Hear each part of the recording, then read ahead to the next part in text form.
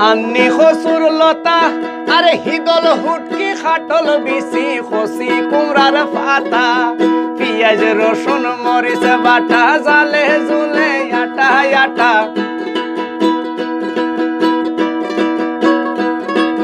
পিঁয়াজ রসুন মরিচ বাটা জালে জুলে আটা আটা সবার শেষে চেষ্টা দিলাম হাসা লঙ্কা ফল